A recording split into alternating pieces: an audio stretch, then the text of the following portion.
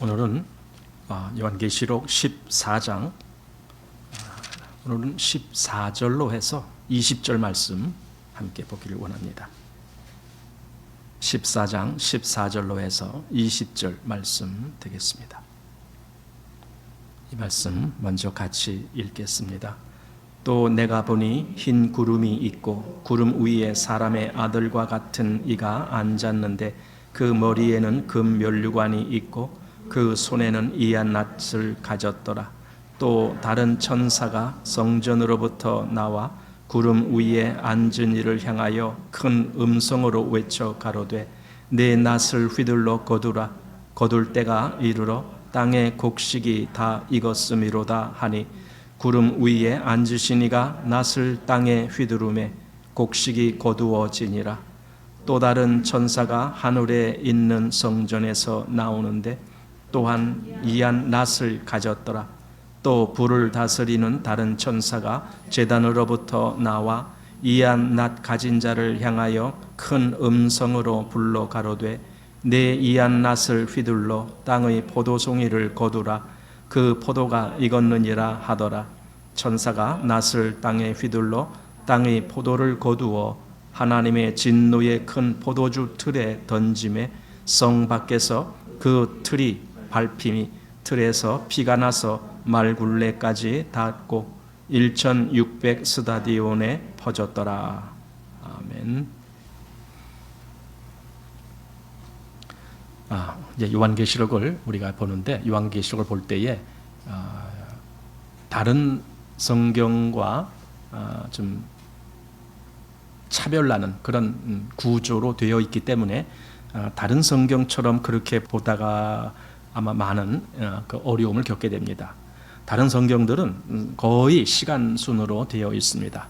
구약에도 그렇고 신약 성경에도 신약 성경은 거의 시간 개념이 그렇게 중요한 것 같지는 않지만 그러나 복음서라든가 또는 사도행전이라든가 이런 데는 그 시간 순서가 되어 있습니다.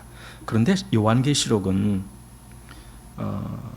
그야말로 이 세상의 시간의 흐름이 아닙니다. 이 세상의 시간의 흐름 속에 있다가 다시 하늘의 그 흐름 속에 갔다가 이것을 왔다 갔다 하면서 기록합니다. 그래서 도무지 이 시간 순서대로 이것을 해석하려고 하면은 이게 잘 이렇게 해석이 안 돼요. 앞뒤가 풀어지지가 않아요. 그래서 어렵다라고만 생각하는데 그것이 아니라 그걸 내려놔야 됩니다. 즉 우리가 갖고 있는 기존의 시간관념을 내려놔야 됩니다.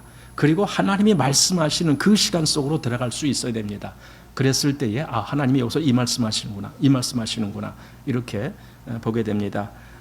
요한계시록이 사도 요한이 한마디로 계시로 받은 말씀이기 때문에 그리고 또 그가 또 실제로 본 그런 어떤 사항들 이런 것을 기록한 것입니다.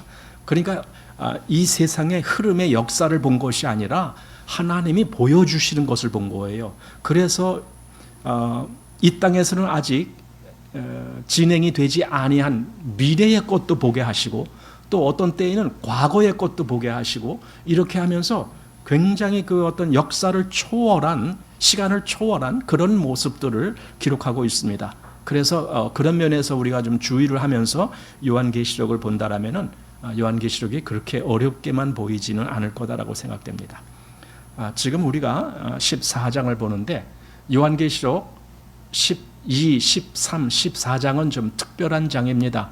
왜냐하면 이 12, 13, 14는 일종의 요약이다라고 할 수 있어요. 그 무슨 요약이냐? 하나님의 구원의 요약 또는 성경 전체의 요약 이렇게 말할 수 있는 것이 12, 13, 14장 이렇게 되는 겁니다. 그러면 생각해 보세요. 도대체 하나님의 구원의 역사의 요약이 뭘까? 또 성경 역사의 요약이 뭘까 했을 때 여러분 성경이 말씀하는 것은요. 말 그대로 하나님의 구원을 말씀하는 것이고 거기에는 그 구원의 가장 중요한 것은 하나님이 구원자를 보내신 거죠. 예수 그리스도 하나님의 독생자를 보내신 거죠. 그것이 굉장히 중요한 일이기 때문에 12장에 바로 그 내용이 나온 겁니다. 그 아들을 한 남자를 낳은 여자가 나오고 그래서 그 남자가 하나님 앞에 올려가는 이런 모습부터 시작을 해서 그 다음에 이제 지금 마지막 14장을 보는데 14장에는 뭐가 나오느냐? 심판이 나오는 거예요. 이 마지막에. 그 심판 나오기 전에 우리가 지난주에 본 대목에서는 그 교회에 주어지는 영광에 대해서, 교회가 그리스도와 함께 그 시온산에 서는 그런 모습을 보고, 그리고 이제 그 교회의 영역에 들지 아니한 다른 사람들에게 주어지는 하나님의 영원한 심판을 여기 말씀하고 있습니다. 바로 이것이 성경 전체를 축약한 거예요. 그리고 하나님의 구원을 또한 축약한 거다, 이렇게 우리가 볼 수가 있습니다. 그래서 오늘 이제 우리가 볼 본문에는 두 가지의 추수가 나옵니다. 추수라는 말은 심판이다, 그 말이에요. 추수, 마지막 결론, 그게 추수거든요. 그래서 추수는 심판을 의미하는 겁니다. 그런데 두 가지가 나옵니다.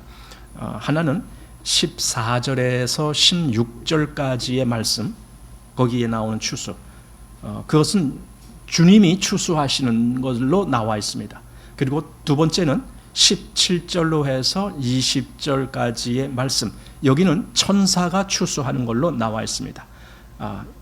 그러니까 이 마지막 때에 이렇게 뭔가 두 가지의 추수가 있다, 이제 이것을 우리가 미리 생각하면서 이 말씀을 보면 좋겠습니다. 자, 그러기 위해서 우리가 한번 이 말씀을 보겠습니다.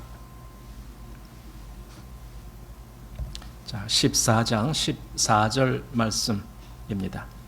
또 내가 보니 흰 구름이 있고 구름 위에 사람의 아들과 같은 이가 앉았는데 그 머리에는 금면류관이 있고 그 손에는 이한 낫을 가졌더라.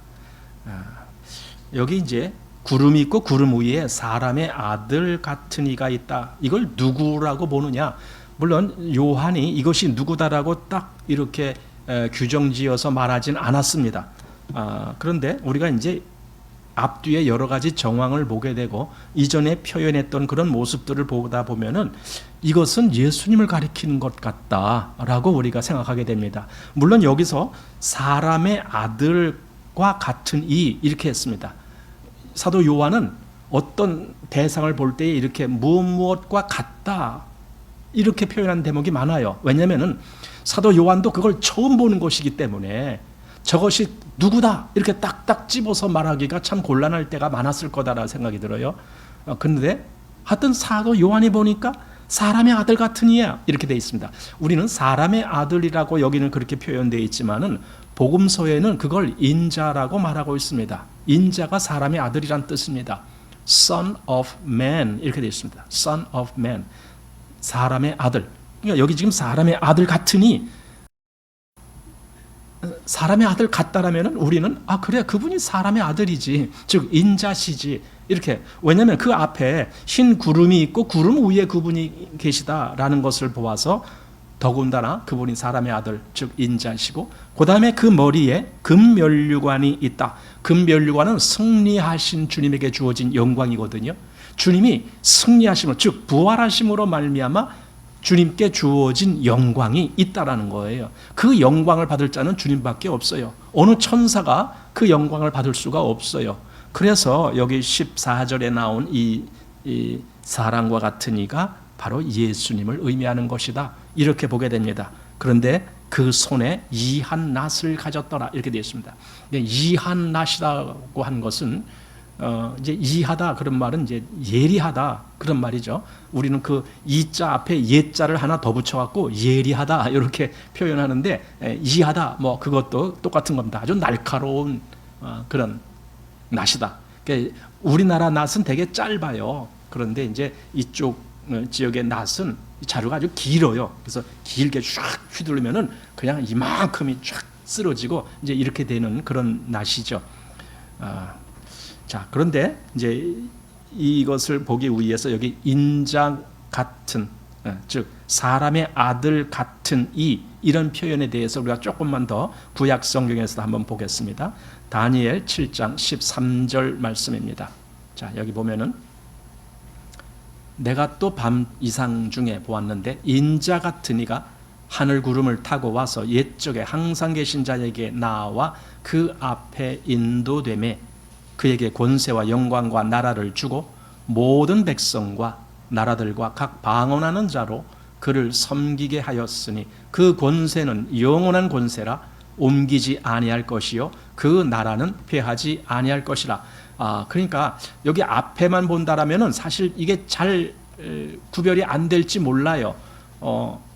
여기 인자 같은 이, 그러니까 이게 누구를 이야기하는 걸까 좀 이렇게 정확하게 말하지 못할 수 있을지 몰라요. 그런데 이 밑에 보니까 그 권세는 영원한 권세고 옮기지 아니할 것이고 그 나라는 패하지 아니할 것이다. 이건 누구를 얘기하는 거예요? 예수님을 얘기하는 것이 분명한 거거든요. 예수님의 나라가 영원한 나라가 될 것이고 그 권세가 영원토록 옮겨지지 아니할 권세고, 그러니까 그렇다면 여기 인자 같은 이가 할 때에 이것이 바로 예수님을 얘기했던 거구나, 이제 우리가 짐작해 할 수 있습니다. 또 다니엘서 4장의 말씀도 한번 보겠습니다. 4장 3절 말씀을 보면은 그 기한이 참에 나 느부갓네살이 하늘을 우러러 보았더니 내 총명이 다시 내게로 돌아온지라 이에 내가 지극히 높으신 자에게 감사하며 영생하시는 자를 찬양하고 존경하였노니 그 권세는 영원한 권세요 그 나라는 대대로 이르리로다 하면서 여기서도 지금 누구를 말한 것입니까? 예수님을 말한 겁니다. 지금 느부갓네살은 예수님이 누군지를 몰라요. 그죠? 그럼에도 불구하고 그에게 보여진 이런 일련의 일들, 이런 것을 보면서 느부갓네살은 이것이 뭔가 좀 영원한 어떤 권세를 가진 분이 있을 것이다, 이제 그렇게 하면서 이렇게 표현했던 거예요. 그런데 우리는 그분이 바로 예수님이시다라는 걸 알죠. 왜냐하면은 느부갓네살이 그 신상에 대한 꿈을 꾸잖아요. 머리는 금이고 가슴 목과 배는 은이고 그다음에 팔과 허벅지만 이런 데는 철이고, 거기는 동이고, 그 다음에 다리와 또 발가락 이런 데 철, 그리고 철과 흙, 막 이렇게 된, 그것은 이제 느부갓네살 이후에 이 땅에 되어질 어떤 나라들을 쭉 이야기한 것인데, 느부갓네살이 그 꿈을 꾸는데 문제는 그게 다가 아니라 한 뜨인 돌이 와서 그 신상을 깨부셨다 그러잖아요. 뜨인 돌. 그 뜨인 돌이 뭔 줄 아시죠? 이제는 한삽 뜨는 것처럼 그 박힌 곳에서 이렇게 떠냈다. 그래서 뜨인 돌, 그렇게 뜨임을 받은 돌, 그런 의미죠. 수동태죠. 그게 뜨인 돌. 그 돌이 이 신상을 깨뜨리는 거예요. 그리고 그 돌이 이제 영원한 나라가 되는 거죠. 그걸 느부갓네살이 보고, 그리고 여기서는 또 느부갓네살이 그런 경험을 통해서 그분 나라는 영원한 나라고 그 권세는 영원한 권세다, 이렇게 하면서 진짜 예수님을 아는 것처럼 그렇게 표현을 했던 것입니다. 이것이 느부갓네살이 본 겁니다. 자, 또 다니엘 7장 말씀에서 한 번 더 보면은 7장 1절에 바벨론 왕 벨사살 원년에 다니엘이 그 침상에서 꿈을 꾸며 뇌 속으로 이상을 받고 그 꿈을 기록하여 그 일의 대략을 진술하니라. 여기서는 다니엘이 꿈꾼 거예요. 아까 요 앞에서는 느부갓네살이 꿈 이런 걸 통해서 봤는데, 여기서는 다니엘이 꿈을 꿉니다. 자, 3절. 큰 짐승 넷이 바다에서 나왔는데 그 모양이 각각 다르니 하면서 내가 또 밤 이상 중에 보았는데 인자 같은 이가 하늘 구름을 타고 와서 옛적부터 항상 계신 자에게 나와 그 앞에 인도되매, 여기 이렇게 돼 있어요. 인자 같은 이가 하늘 구름을 타고 와서, 그리고 옛적부터 항상 계신 자, 즉 이분은 영원히 계신 분을 얘기하는데 이건 보좌에 계신 하나님을 의미하는 겁니다. 그에게 나아갔다, 그 앞으로 인도됐다. 그건 우리가 이 앞에 12장에서 보았습니다. 그 남자를 낳았다 그랬는데 그 남자가 하나님 앞에 그렇게 나아갔잖아요. 그 모습입니다. 자, 그래서 14절, 그에게 권세와 영광과 나라를 주고 모든 백성과 나라들과 각 방언하는 자로 그를 섬기게 하였으니 그 권세는 영원한 권세라 옮기지 아니할 것이요 그 나라는 패하지 아니할 것이라. 계속 지금 반복해서 뭘 얘기하느냐, 그리스도로 말미암아 되어질 그 나라는 영원한 나라고 그 권세는 패하지지 아니하는 그거다. 그리고 거기에 그 주인공이 누구냐? 그리스도시다. 지금 그 얘기를 하는 거예요. 그래서 지금 여기 요한계시록에 나오는 그 말씀도 동일하게 바로 이것이 그리스도를 말씀한 것이다 라는 것을 알게 됩니다.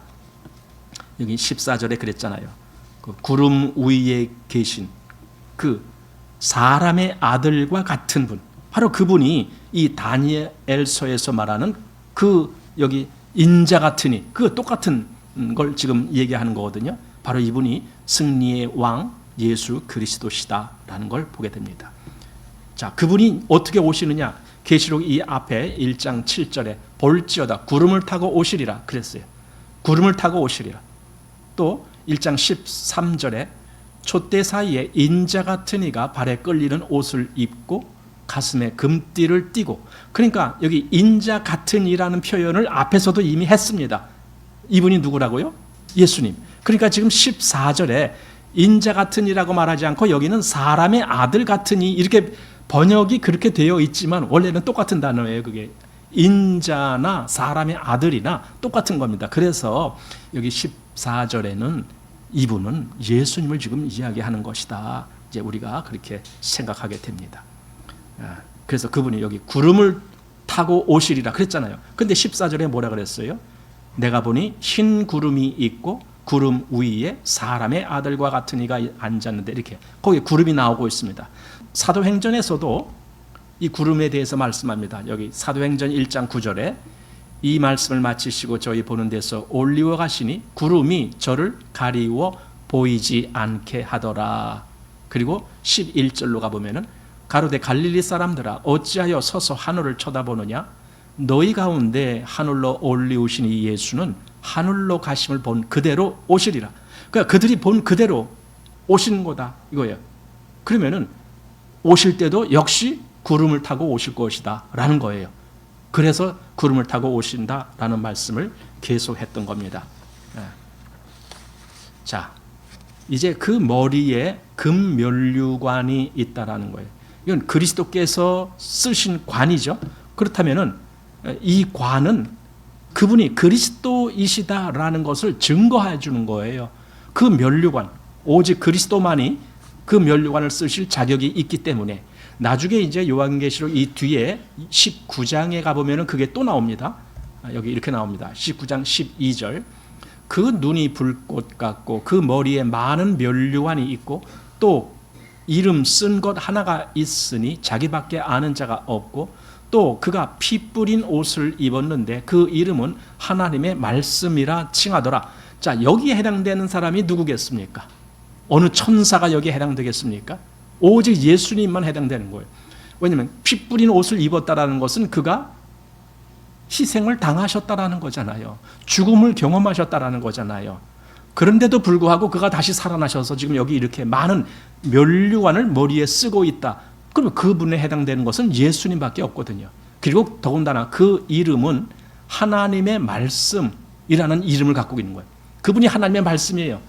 우리는 요한복음 1장 또 요한 1서 1장에 그 얘기가 나오잖아요. 요한복음에는 태초에 말씀이 계시니라 이 말씀이 하나님과 함께 계셨으니 이 말씀은 곧 하나님이시라 하면서 그 말씀이 곧 나중에 육신이 되어 오신 예수님이시다 이걸 얘기하고 있고, 또 요한 1서 1장에는 태초부터 있는 생명의 말씀에 관하여는 우리가 본 바요 뭐 들은 바요 우리 손으로 만진 바다 하면서 그분이 예수님이시다 그걸 말했던 그 사도 요한이 지금 계시록 19장에서 그 이름은 하나님의 말씀이라 칭하더라 이렇게 하는 걸로 봐서 사도 요한의 마음에는 그 확증이 있는 거예요. 아, 저분이 하나님의 아들 예수시구나, 저분이 어린 양이시구나, 이걸 확증하기 때문에 이렇게 말했다라고 보게 됩니다.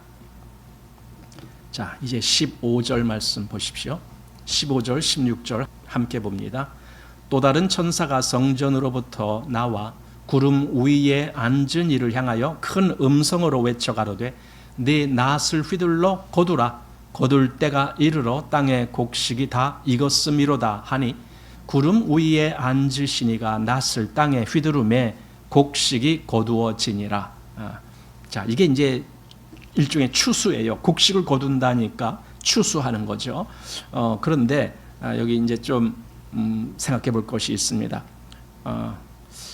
만약에 우리 14절에 나오신 그 인자 같은 이, 즉 사람의 아들 같은 이, 그분이 정말 예수님이다라면은 지금 어떤 천사가 나와서 예수님에게 이렇게 해라 저렇게 해라라고 명령을 하는 거예요. 이게 가능하겠느냐는 거예요. 그렇잖아요? 아니 천사가 어떻게 하나님의 아들한테 이래라 저래라 그렇게 명령할 수가 있어요? 잘 우리가 분별해야 될 부분이 바로 그런 겁니다. 보세요. 우선 또 다른 천사가 어디서 나오냐 했을 때 성전으로부터 나와 이렇게 되어 있습니다. 성전은 이건 하나님의 임재하시는 장소를 의미하는 거거든요. 그런데 사실 지금 이 계시록에서는요, 이건 하늘의 모양을 지금 얘기하는 거예요. 그런데 거기서 성전에서 나왔다 하늘에 이 지상에 있는 성전 같은 그런 성전이 아니거든요. 거기는 실제로 하나님이 친히 성전이 되신 분이시잖아요. 그러니까 성전으로부터 나왔다라는 이 말 속에는 하나님으로부터 왔다라는 거예요. 즉 하나님의 명령을 가지고 왔다라는 거예요. 우리 사극 같은 데 보면은 어명이요 막 이런 말을 할 때가 있어요. 임금님의 명령을 가지고 이 말은 표차례 딱 가지고 와서 어명이요 아무개 뭐 누구는 이 어명을 받으시오 하면서 거기서 탁 펼쳐서 읽어요. 뭐 아무개는 뭐 이 시간부로 어디로 뭐 귀향을 보낸다 뭐 그러면은 그 사람은 가야 돼. 하여튼 어명이요 그 한마디에 그 앞에 다 엎드려야 돼요. 이건 왜 임금님의 말씀이니까. 여기서 그것을 어명이요 하고 읽는 사람은 임금이 아니에요. 그 사람은 임금의 심부름꾼이에요. 그렇지만은 어명이요 한 것은 곧 임금의 권위가 거기에 있다라는 뜻이기 때문에 그 앞에 다 엎드리는 거예요. 자, 마찬가지로 지금 이 천사가 성전으로부터 나왔기 때문에 이제 하나님의 권위로 온 거고 하나님의 명령을 가지고 온 거예요. 그러면서 뭐라고 얘기하느냐? 여기 누구한테 얘기하느냐? 구름 위에 앉은 이를 향하여 큰 소리로 외쳐가로되 이렇게 되어 있습니다. 그러면서 네 낫을 휘둘러 거두라. 추수하라 이거예요. 거둘 때가 이르러 땅의 곡식이 다 익었음이로다.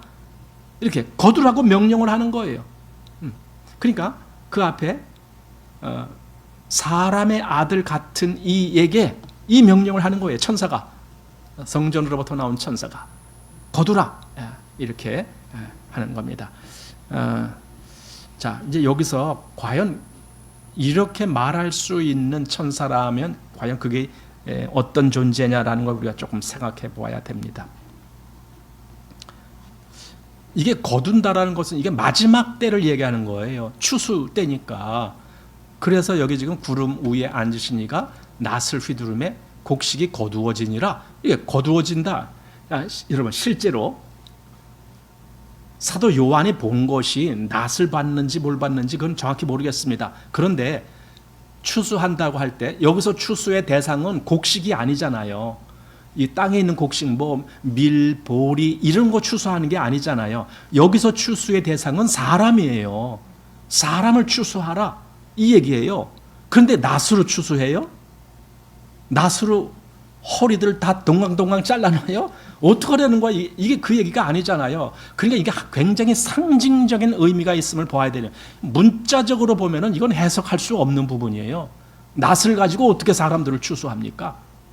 그게 아니고 하나의 그 실제로 농사꾼들이 하는 것과 같은 그 모습 속에서 그 상징적인 의미를 가지고 그렇게 추수를 한다. 즉 거둬들인다라는 의미를 그렇게 표현했던 겁니다. 그런데 여기서 이제 왜 그럼 이렇게 천사가 와서 그 아들에게 즉 인자 같은 자에게 왜 그 명령을 전달했느냐 이거예요. 왜 그랬느냐 이거예요.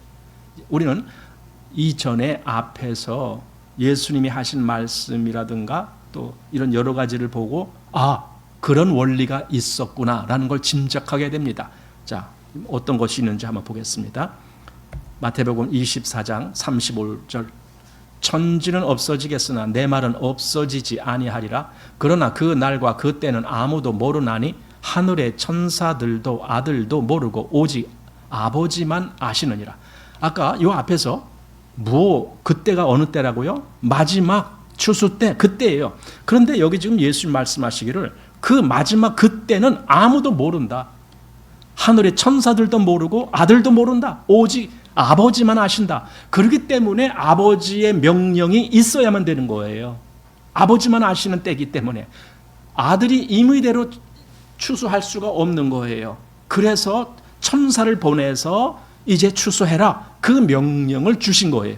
그게 앞에서 그 천사를 통해서 사람의 아들 같은 이에게 그 명령이 주어졌던 겁니다. 또 사도행전 1장 6절에 저희가 모였을 때에 예수께 묻자와 가로되 주께서 이스라엘 나라를 회복하심이 이때니까 하니 가라사대 때와 기한은 아버지께서 자기의 권한에 두셨으니 너희의 알 바 아니요. 이렇게 말합니다. 여기 아버지께서 자기의 권한에 두셨다 이 말입니다. 이 권한은 아버지의 권한이다. 이 질서가 깨지지 않는 거예요. 마지막 때도 됐을 때도. 그래서 사람의 아들 같은 이에게 그 명령이 주어졌던 겁니다.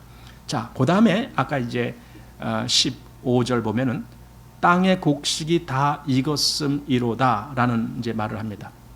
땅의 곡식이 다 익었다. 자, 우선 분명한 것은 지금 15절에서 그 추수하는, 그러니까 14절부터 16절까지 그 추수하는 그분이 바로 하나님의 아들이시다라는 것은 확실해졌어요. 그리고 그분에게 하나님의 명령이 전달됐다라는 것이 확실해졌어요. 그런데 중요한 것은 과연 그럼 그분이 거둬들이는 대상이 누구냐 이거예요.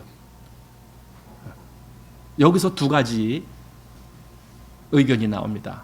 뭐냐면은 심판받을 자들을 거둬들인 것이다. 이렇게 말하는 사람이 있고 아니다. 구원 얻은 자들을 거둬들이는 것이다. 이렇게 말하는 사람이 있더라고요. 그런데 저는 이것이 구원 얻은 성도들을 지금 거둬들이는 것이다. 이렇게 보는 것이 옳겠다라고 생각을 합니다. 왜냐하면은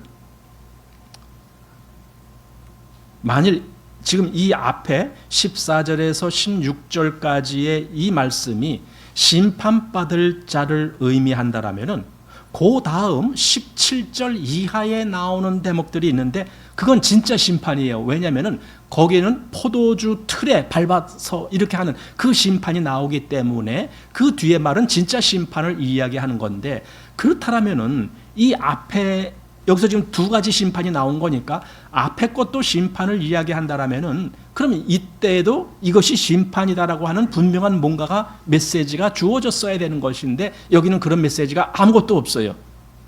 한마디로 그 뒤에 말씀과 표현이 다르다라는 거예요. 아무런 심판에 대한 언급이 없다라는 겁니다. 그래서 저는 이걸 이렇게 보게 됩니다. 실제로 그 아들이 와서 여기 낫을 휘둘러서 추수한다 이렇게 표현했지만 이것이 하나님의 구원받은 백성들을 거둬들이는 것이다. 저는 이렇게 보는 것이 옳다라고 생각되지고 또 만약에 그렇게 보는 것이 옳다라면은 그럼 우리가 보통 말할 때 휴거라고 하는 말이 바로 이때 해당되는 것이 아니겠는가라고도 생각합니다. 요한계시록에 보다 보면은요, 여기 휴거가 나오네 그런 대목이 없어요. 요한계시록에는 우리는 다른 서신서라든가 이런 데 보면은 그 휴거 받을 것에 대한 말씀이 있잖아요. 예를 들어 데살로니가 전서 같은 데 보면은 그렇게 우리가 다 호련히 변화돼 갖고 어떻게 될 거다 이런 말씀들이 있는데 요한계시록에는 정작 그 말씀이 없어요. 그래서 요한계시록 읽다가 아니 언제 성도들이 휴거되지? 언제 되지? 아무리 눈 뜨고 비벼도 그런 말씀이 정확히 표현된 것이 없어요. 그런데 지금 여기 14장에 와서 이것이 정말 그리스도께서 낫을 휘두르는 것이다라고 생각하고 또 그가 거둬들인 대상이 구원받은 성도들이다라고 본다라면은 그거야말로 진짜 휴거에 해당되는 거 아니겠는가? 이렇게 보는 것이 옳겠다라고 생각이 됩니다. 자, 그래서 데살로니가전서 4장 6절 말씀 보십시오. 4장 16절입니다. 주께서 호령과 천사장의 소리와 하나님의 나팔로 친히 하늘로 쫓아 강림하시리니 그리스도 안에서 죽은 자들이 먼저 일어나고 그 후에 우리 살아남은 자도 저희와 함께 구름 속으로 끌어올려 공중에서 주를 영접하게 하시리니 그리하여 우리가 항상 주와 함께 있으리라. 여기 저희와 함께 구름 속으로 끌어올려 이미 그분이 흰 구름 위에 오신다라고 지금 아까 표현됐잖아요. 14절에서. 그러니까 그렇게 그분이 만약에 추수한다면 그 주님이 계신 그곳으로 그대로 우리도 그렇게 가게 만드시는 거다. 그렇다면 이것을 우리가 휴거다라고 그렇게 말할 수도 있겠다라는 생각이 듭니다. 그래서 이것이 추수다.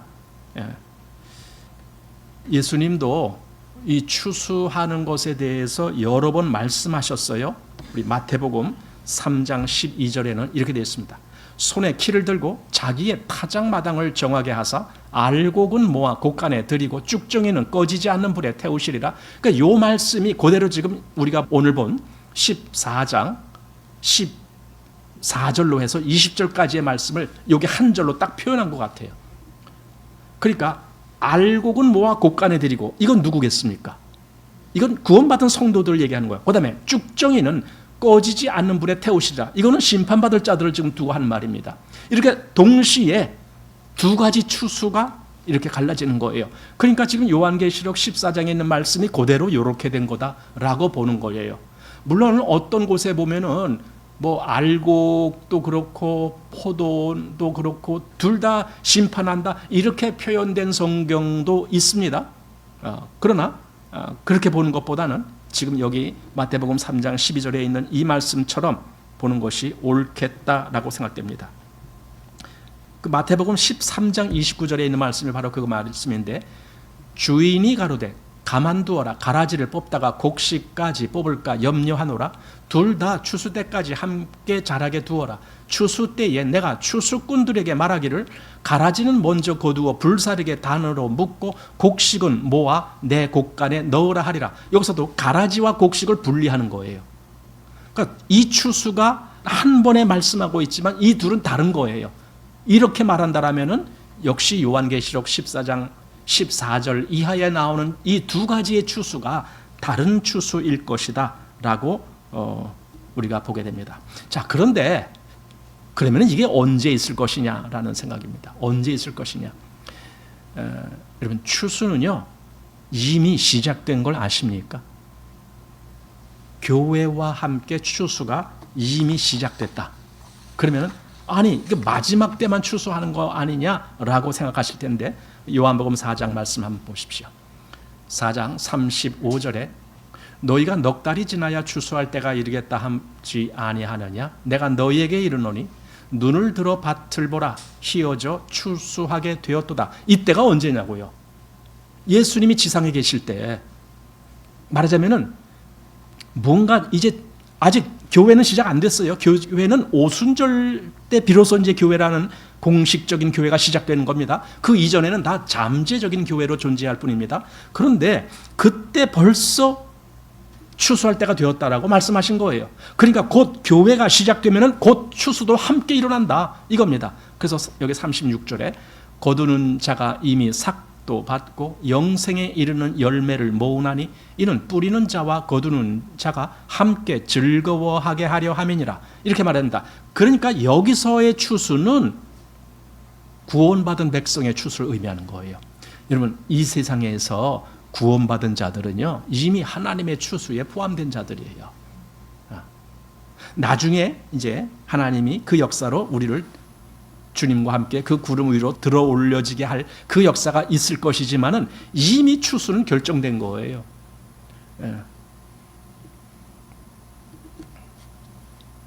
그래서 교회사 역사와 함께 이 추수가 계속 있어진, 지금도 추수하고 있어요. 지금도 예수님이 그랬잖아요. 너희 추수할 일꾼이 모자라니까 추수할 일꾼을 보내달라고 그렇게 구하라, 이런 말씀하신 적도 있죠. 그러니까 지금 필요하다, 지금 추수할 일꾼이 필요하다. 지금 이 교회 시대에 교회는 이 하나님의 추수를 하기 위해서 보냄을 받은 존재들이에요. 성도들은. 그래서 우리가 다른 사람들에게 복음을 전하는 거라니까요. 이 추수에 참여하기 위해서. 그리고 이 추수가 계속되다가 마지막 때에 아까 그 주님이 그 구름을 타고 오시는 그 역사가 있으면 그걸로 끝나는 거예요. 이제 종결되는 겁니다. 마지막. 조금 아까 읽은 그 15절 말씀에서 내 낫을 휘둘러 거두라. 거둘 때가 이르러 땅에 곡식이 익었음이로다. 이렇게 말할 때 이것이 이제 천사가 우리 주님에게 말하는 거라면 여기 표현이 조금 그렇잖아요. 아니 주님 보고 내 낫을 휘둘러 거두라 이렇게 표현했다는 것이 좀 그렇잖아요. 그런데 다행히 개정 개역을 보다 보니까 우리는 개역 한글판이잖아요. 근데 이걸 약간 변경해서 다시 한 것이 개역 개정이라는 판이 있거든요. 그 개역 개정판에 보니까 이렇게 돼 있어요. 당신의 낫을 휘둘러 거두소서. 땅의 곡식이 다 익어 거둘 때가 이르렀음이니이다. 이런 표현으로 되어 있어요. 그러니까 우리말에는 위에 높은 분한테는 경어를 써야 되고 낮은 사람한테는 그냥 평어를 쓰고 막 이러잖아요. 그래서 우리는 그게 달라지는데 그러다 보니까 이 개역개정역에서 이걸 경어로 표현했더라고요. 그래서 이것이 주님에게 하는 의도로 지금 받아들이고 그렇게 번역을 했구나 이렇게 생각하게 됩니다. 자, 그 다음에 이제 17절 요한계시록 14장 17절 말씀입니다. 또 다른 천사가 하늘에 있는 성전에서 나오는데 또한 이한 낫을 가졌더라. 또 불을 다스리는 다른 천사가 제단으로부터 나와 이한 낫을 가진 자를 향하여 큰 음성으로 불러 가로되 내 이한 낫을 휘둘러 땅의 포도송이를 거두라. 그 포도가 익었느니라 하더라. 자, 그러니까 앞에 그 사람의 아들 같은 이가 먼저 나타났고 그 다음에 하나님의 성전으로부터 나온 천사가 나왔고 그 다음에 여기 또 다른 천사가 나왔다. 그러니까 이렇게 또 다른 하면은 앞에 것과 구별이 되는 의미를 지금 말하려고 그래요. 앞에 것과는 구별된다. 그러니까 또 다른 천사가 하늘에 있는 성전에서 나오는데 또한 이한 낫을 가졌더라. 그러니까 똑같이 이한 낫을, 즉 이한 낫을 가졌다라는 것은 그가 추수하는 장본인이다. 그런 의미죠. 그런데 보세요. 또 여기 누가 또 나옵니다. 여기 또 불을 다스리는 다른 천사가, 이 천사가 바로 제단으로부터 나온다 이렇게 되어 있습니다. 그러니까 불을 다스리는 천사라고 하니까 이 제단이라는 것이 제가 보기에는 이건 번제단을 의미하는 것 같아요. 뭐 어떤 책에는 이것이 번제단이 아니고 그 뭡니까 금향단 뭐 그것일 것이다 이렇게도 말하는 분이 있어요. 근데 제가 보기에는 이건 의미적으로 번제단을 의미하는 것이다. 왜 그러냐면은 번제단이 어떤 곳이냐면은 거기에 제물을 태우는 거거든요. 제물을 왜 태웁니까? 심판이에요, 그게. 그래서 그 번제단은 시띠나무로 만들고 그 겉을 뭘로 싸요? 놋으로 싸잖아요. 놋이 의미하는 것이 심판이에요. 죄를 심판하는 장소가 바로 그 번제단이거든요. 그 번제단에서 죄의 심판을 받아야만이 그 다음에 물두멍으로 나갈 수가 있는 거예요. 죄가 완전히 깨끗하게 심판받지 아니한 사람은 아무도 그 앞으로 나갈 수가 없는 거죠. 그래서 여기 제단은 제가 보기에는 번제단을 의미하는 것이다. 왜냐하면 이 뒤에 연결되는 말이 심판을 얘기하기 때문에 그런 거예요. 그래서 이 불을 다스리는 천사가 와서 그 이한 낫을 가진 자를 향하여 큰 음성으로 그러는 거예요. 내 이한 낫을 휘둘러 포도송이를 거두라. 그 포도가 익었느니라 하더라. 이렇게 포도송이를 거두라라고 그렇게 표현합니다. 예. 말하자면은 심판받을 대상. 포도는 어떤 때는 예를 들어 예수님이 나는 포도나무요 내 아버지는 그 농부를 할 때 그 포도는 굉장히 우리에게 아주 유익한 어떤 교훈을 주기 위한 그런 의미로 사용됐지만 일반적으로 포도 그리고 그 다음에 나올 포도주 틀 나오는데 이건 심판을 상징하는 거예요.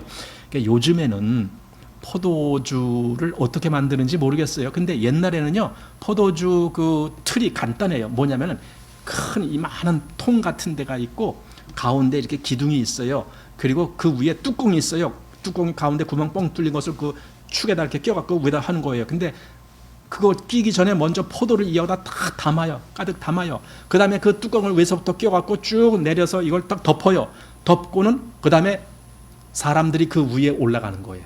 거기서 막 밟아요. 그러면 포도가 막 뀌지는 거죠. 뀌져서 저 밑으로 해서 밑에 포도즙이 나오는 거예요. 그걸로 이제 발효를 시켜서 포도주를 만드는 거예요.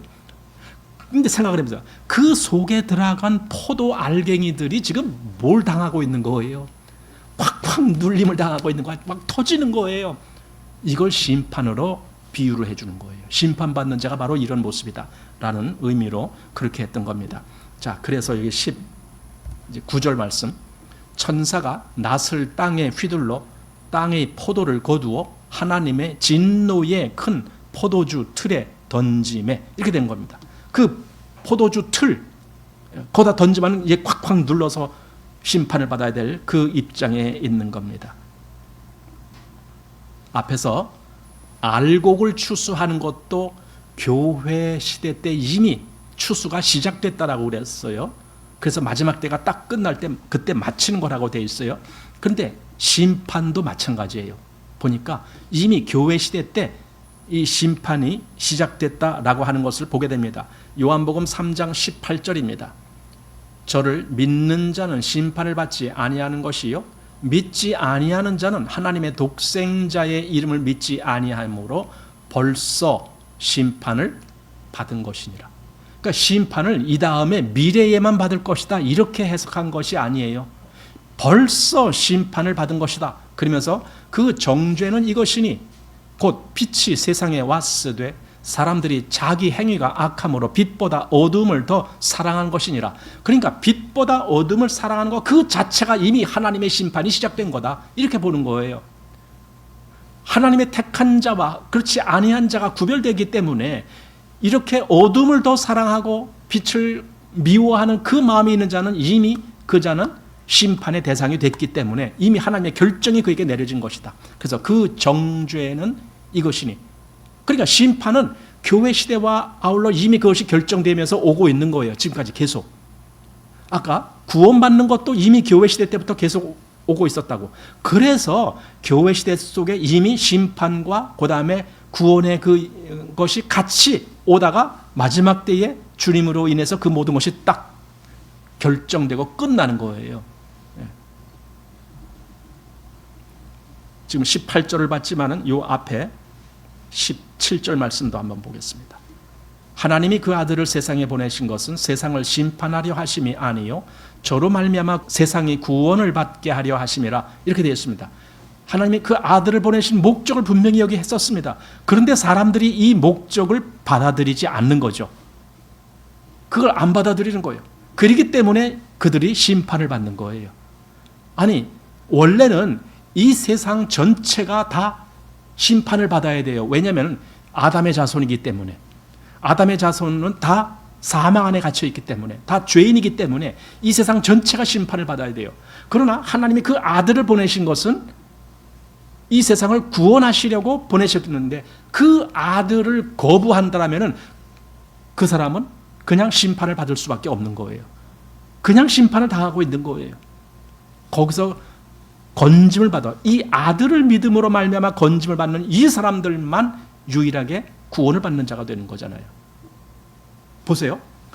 이 사람들이 오해하는 건데 사람들이 그냥 이렇게 중립적인 위치에 쭉 있는데 하나님이 어떤 사람은 심판받게 하고 어떤 사람은 구원받게 하고 이렇게 한다라고 생각하는 거예요. 그거가 틀린 거예요. 이미 모든 사람들은요 심판받을 위치에 있다니까요. 이미 모든 사람들이 아담 아래에서 있는 모든 사람들이 다 지금 구원받은 우리들조차도 전에는 심판받을 자였다니까요. 그러니까 보세요. 중립에 있었던 것이 아니라 다 사망으로 가고 있었어요. 그런데 하나님이 내가 너희를 구원할 구원주를 보낸다. 내 아들을 보낸다. 그러니 너희는 누구든지 저를 믿어라. 이는 저를 믿는 자마다 멸망치 않고 영생을 얻게 하려 함이라 하면서 그 아들을 보내신 거라고요. 그러니까 그 중에 그 심판받으러 가는 자 중에 어떤 사람이 그 아들을 믿는 사람은 사는 거예요. 그게 구원이에요. 모세 때 이스라엘 백성들이 그 하나님께 원망을 하다가 하나님이 불뱀을 그들에게 보내신 적이 있어요. 그래서 사람들이 다 죽어가는 거예요. 그때 모세를 보고 너 노스로 뱀을 만들어 장대 위에 달라. 그러면서 뭐라 그래요? 그 뱀을 쳐다보는 자마다 살리라. 이게 구원의 하나의 모형이었던 거예요. 그러니까 지금 다 죽어가고 있어요. 다 뱀에 물려서 아우성치고 있어요. 그런데 어떤 사람은 그 노뱀을 쳐다보고 사는 거예요. 그들이 중립된 위치에 있다가 살기도 하고 죽기도 하고 이런 게 아니라 다 죽어가고 있었어요. 그런데 하나님 말씀대로 노뱀을 쳐다보고 산 사람이 있고 아니면 그거 에이 뭐 그까지 거 쳐다본다고 무슨 의미가 있나 하고 안 쳐다본 사람들은 그냥 죽었고 이렇게 하는 거죠. 바로 그 모습이 지금 마지막 심판 때까지 그대로 이어진다라고 보게 되는 겁니다. 그러니 하나님의 아들을 믿지 아니하는 자는 처음부터 그가 있는 위치, 그 심판의 위치에서 거기서 벗어나오지 못하고 그냥 그대로 심판을 받는 거예요. 그래서 이미 벌써 심판을 받은 거예요. 벌써. 왜? 구원받지 못했으니까. 자, 이제 20절 말씀 보겠습니다. 성 밖에서 그 틀이 밟히니 틀에서 피가 나서 말굴레까지 닿았고 1600 스타디온에 퍼졌더라. 이게 이제 심판하는 모습을 이렇게 표현했던 겁니다. 성 밖에서 이제 그 심판이 이제 진행되는 겁니다. 여기 1600 스타디온 이렇게 되어 있습니다. 여기 스타디온이란 말은 이제 헬라어로는 스타디온이에요. 이제 비슷하죠? 스타디온. 근데 이게 무슨 말이냐면은요. 고대 그 경기할 때의 그 달리기 할 때 그 경기장의 그 구간, 아니면 달리는 그 구간이 그게 스타디온이에요. 지금으로 한다면 한 192m 정도 된다 그래요. 막 달려. 그러니까 우리 보통 그런 거 하잖아요. 운동장에 이 트랙이라고 불러요. 우리는 이 한 바퀴를. 그 트랙 한 바퀴가 요즘은 한 200m 정도 돼요. 대개 경기장 트랙이 한 200m 그 정도 되는데, 그래서 400m를 한다 그럼 두 바퀴 돌아야 되고 뭐 이렇게 하는 거예요. 그러니까 여기도 지금 192m니까 거의 200m 정도 되는 트랙이에요. 그걸 스타디온이라고 부르는 거예요. 한 192m 정도 되는 거예요. 오늘날 그래서 경기장을 이렇게 부르는 데가 있죠. 스타디움 이렇게 부르는 데가 있죠. 뭐 무슨 스타디움입니다. 여기는 뭐 무슨 스타디움입니다 하면서 여기서 무슨 경기가 있습니다. 뭐 올림픽 같은 거 할 때 이제 주로 그렇게 말합니다. 그 스타디움이라고 하는 단어가 여기 스타디온에서 나온 말이에요. 경기장. 네, 그 말입니다. 그런데 그러니까 1600 스타디온 하니까 이게 거의 한 300km 정도 되는 거예요. 아니, 피가 튀어갖고 300km 정도 되는 거기까지 피가 쫙 흘러가고 있다. 여기 서울에서 피를 흘리기 시작했는데 저기 대구까지 흘러가고 있어요. 피가. 그 정도로 이게 그렇다고 꼭 거리를 재니까 그랬다가 아닙니다. 그만큼 이 심판이 어마어마한 심판이다. 이제 그런 의미가 있는 겁니다. 우선 이 말 자체에 여러 가지 의미가 있습니다. 1600 스타디온이라고 하는 그 말 자체가 단순히 그냥 한 300km 된다는 거리가 아닙니다. 여기 1600 할 때에 그 앞에 1600 이렇게 나오잖아요. 1600. 여기 16은 4 곱하기 4예요. 왜 이 4를 얘기하느냐 하면은 이 4는 사방을 이야기하는 거예요. 우리 보통 동서남북 할 때 사방 얘기하잖아요. 그게 4예요. 앞에서도 뭐 천사 넷이 나온다 또는 뭐 사방에 바람이 분다 뭐 이런 얘기 뭐 할 때 그거예요. 그래서 이 4자라는 개념이 굳이 우리가 해석한다라면은 이 온 세상 모두를 이야기하는 거예요. 이 4라는 개념이. 그래서 그 4를 두 번 연거푸해서 곱을 하니까 16이 되고 그 16에다가 이 충만한 수의 10이라는 개념을 곱하기 10 곱하기 10 하니까 이게 1600이 되는 거예요. 이것은 1600 스타디온이란 말은 그래서 단순히 한 300km라는 개념이 아니라 이 온 세상 전체를 이야기한다. 어쩌면 우주적인 그런 세상을 이야기한다라고 해석하는 것이 옳다라는 거예요. 하나님의 심판은 이 온 세상을 다 한꺼번에 심판하시는 그런 심판이다라는 의미가 됩니다. 요한계시록 21장에도 이 스타디온이 나오는데 보세요. 그 성은 여기 새 예루살렘을 뜻하는 겁니다. 그 성은 네모가 반뜻하여 장광에 같은지라 그 갈대로 그 성을 청량하니 12,000 스타디온이요 장과 광과 고가 같더라. 그러니까 이게 새 예루살렘에 대한 그 크기를 표현한 것인데 실제로 뭐 1만 2천 스타디온이라고 하는 그 거리, 뭐 그거 실제로 재갖고 그렇게 한 것이 아니라 그만큼 엄청난 크기의 그 새 예루살렘의 모습이 있다라는 겁니다. 사실 이것은요, 물질적인 그런 어떤 성곽을 이야기하는 것은 아니잖아요. 왜냐하면 새 예루살렘은 구원 얻은 성도들의 그 어떤 그 조직이라고 할까요? 그 물이라고 할까요? 그것을 이야기하는 거잖아요. 이 땅에서는 그것을 교회라고 부르지만은 나중에 하늘나라에 갔을 때 그것이 새 예루살렘이 되는 거거든요. 그리고 그 새 예루살렘이 어린 양의 신부가 되는 것이고, 그러니까 이 새 예루살렘은 엄청난 많은 구원받은 성도들이 거기에 있다라는 표현을 1만 2천 스타디온이다 이렇게 표현했다라고 봅니다. 이제 요한계시록 지금 14장 봅니다만은 이 뒤에 16장에 가보면은 아마겟돈 전쟁이란 전쟁이 나와요. 지금 이 14장 이후에는 계속 이제 심판의 그 자세한 내용들이 나오는데, 거기에 아마겟돈 전쟁은 우리가 이제 보통 뭐 최후의 전쟁이다 이렇게 얘기한 거예요. 그런데 이 14장은 바로 그 최후의 전쟁에 대한 그 모양, 최후의 심판에 대한 모양. 사실 전쟁도 심판입니다. 전쟁 그냥 사람들이 지들끼리 그냥 마음 안 맞아서 싸우는 그게 아니라 하나님의 심판 속에 그 전쟁이 다 있는 거예요. 그러니까 이 요한계시록 14장의 이 마지막 때의 이것이 사실은 그 뒤에 나오는 하나님의 영원한 심판들을 미리 지금 말씀한 거예요. 그래서 요한계시록 12장에서 14장이 이 전체에 대한 축약한 요약한 그런 말씀이다라고 보는 이유가 그겁니다. 그리스도의 탄생부터 시작해서 그리스도의 심판까지 그 전체가 나온 것이 요한계시록 12, 13, 14장이다 이렇게 보는 겁니다. 자, 거기 한번 16장 한번 볼까요? 16장 12절 말씀입니다. 또 여섯째가 그 대접을 큰 강 유브라다의 소돔에 강물이 말라서 동방에서 오는 왕들의 길이 예비되더라.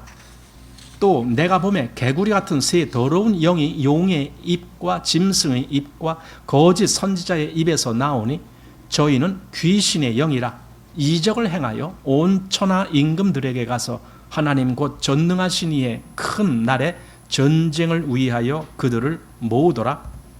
보라, 내가 도적같이 오리니 누구든지 깨어 자기 옷을 지켜 벌거벗고 다니지 아니하며 자기의 부끄러움을 보이지 아니하는 자가 복이 있도다. 새 영이 히브리 음으로 아마겟돈이라 하는 곳으로 왕들을 모으더라. 이것이 이제 마지막 전쟁이 치러지는 모습이에요. 그런데 이 모양 여기 16장에 이렇게 나왔는데 사실은 20장에 가서 또 그 말씀이 나와요.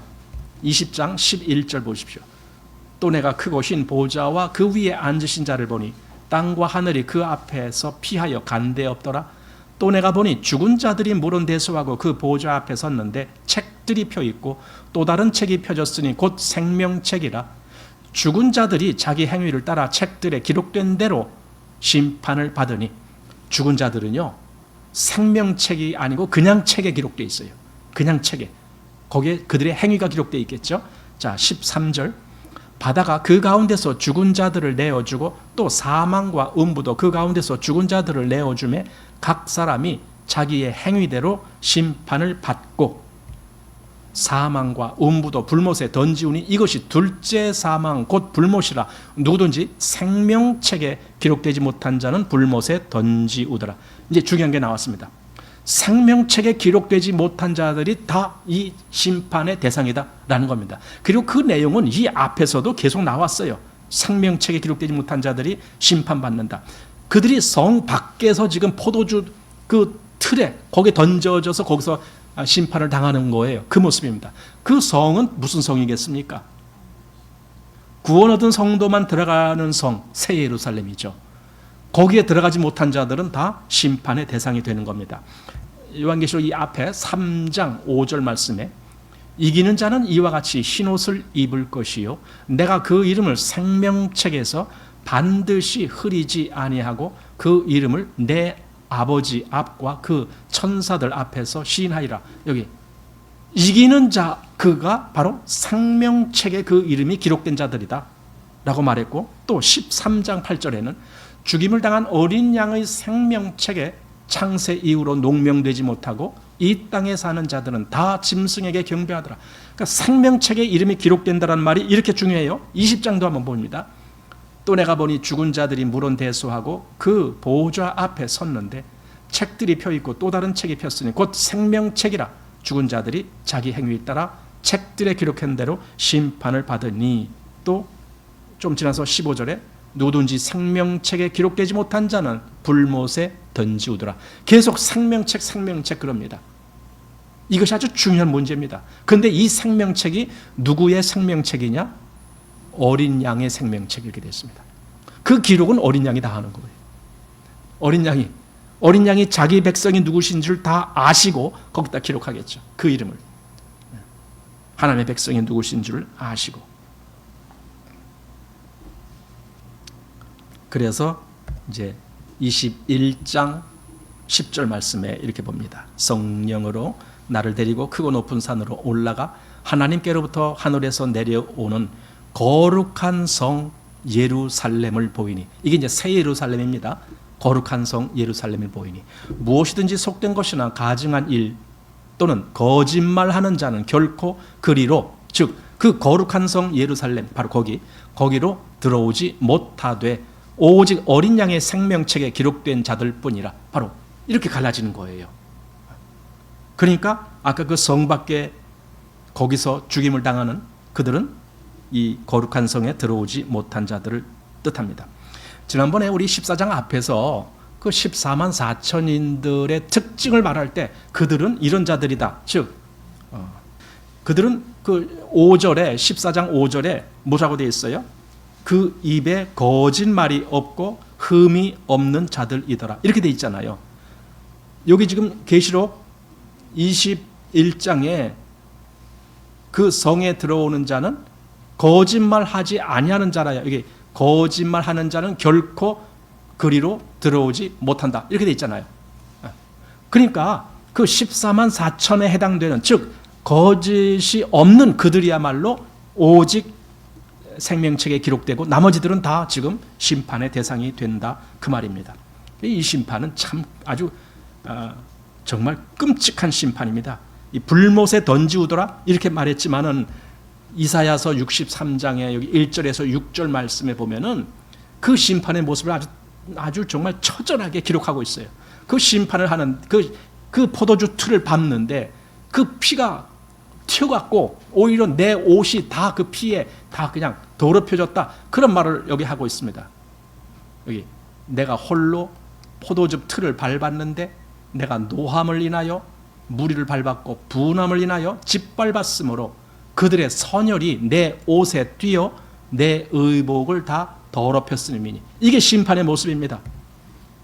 그래서 여기 6절에 내가 노함을 인하여 만민을 밟았으며 내가 분함을 인하여 그들을 취케 하고 그들의 선혈로 땅에 쏟아지게 하였느니라. 아까 그것이 요한계시록 14장에서는 그것이 그 피가 뭐 얼마요?